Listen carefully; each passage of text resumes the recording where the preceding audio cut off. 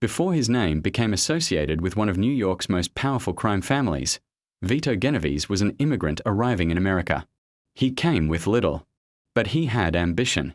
Over the next several decades, his career would take him from New York's immigrant neighborhoods to the highest levels of American organized crime. It is about Prohibition-era America. It is about political connections, rivalries, law enforcement, and changing criminal networks. This is the story of Vito Genovese. His influence would eventually become permanently connected to one of the most famous organized crime families in American history. Vito Genovese was born on November 27, 1897. He was born in Risigliano, near Naples, Italy. As a young man, he immigrated to the United States. He eventually settled in New York City. Like many immigrants of the era, Genovese entered a rapidly changing American society. New York was becoming one of the largest and most diverse cities in the world. Italian immigrant communities were expanding. Businesses were growing. Neighborhoods were developing their own social networks. But the city also contained criminal organizations. Some operated within these immigrant communities.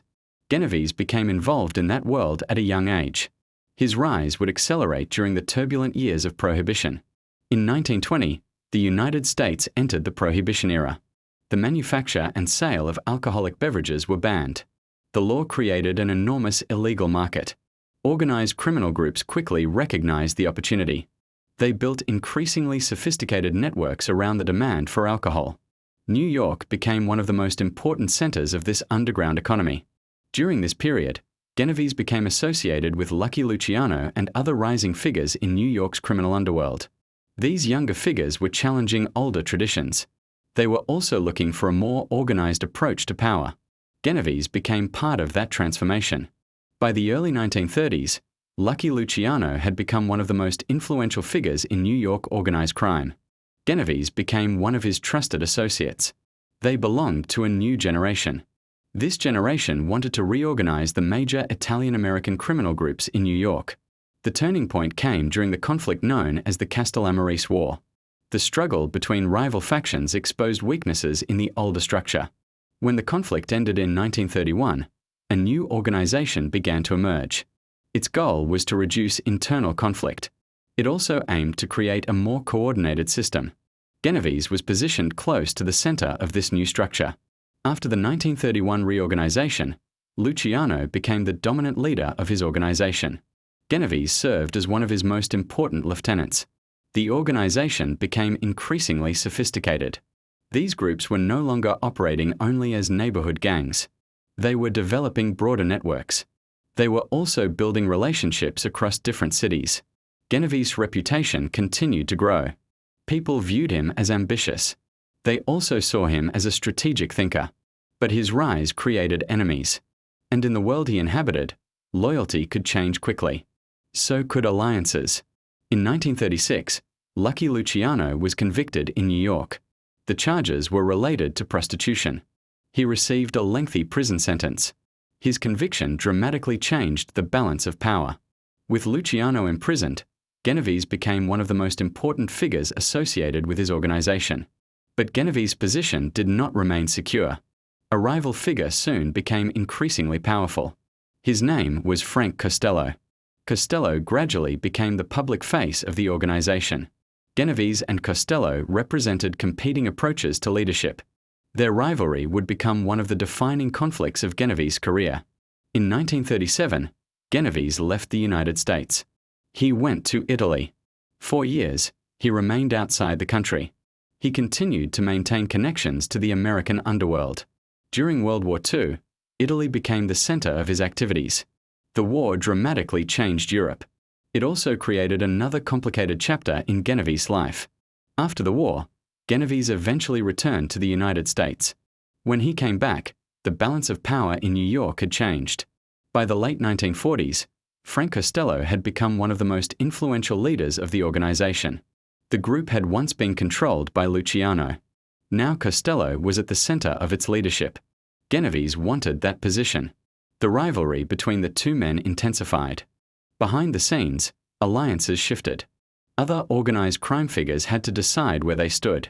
At the same time, law enforcement was becoming increasingly interested in organized crime networks.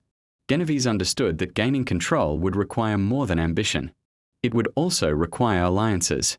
In 1957, Genovese made his move against Costello. Costello survived an assassination attempt. Soon afterward, he stepped away from leadership. Genovese emerged as the dominant figure. The organization once associated with Luciano and Costello increasingly became known as the Genovese crime family.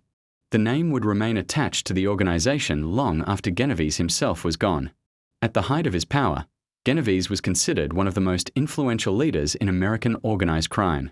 But his victory came with a price. Law enforcement was watching closely. Later in 1957, Genovese attempted to bring together numerous organized crime leaders. The meeting took place in Apalachin, New York. The gathering was intended to strengthen relationships. It was also meant to discuss issues affecting organized crime. Instead, law enforcement discovered the meeting. Many attendees attempted to leave when authorities arrived. The event became a major embarrassment for organized crime.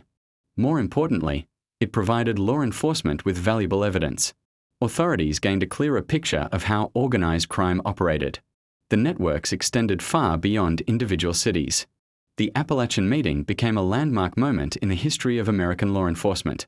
It also demonstrated something important. Even powerful figures could not operate beyond the reach of increasing government scrutiny. Genovese's position continued to weaken. In 1959, he was convicted on federal narcotics conspiracy charges. He was sentenced to 15 years in prison. He would spend the remainder of his life behind bars.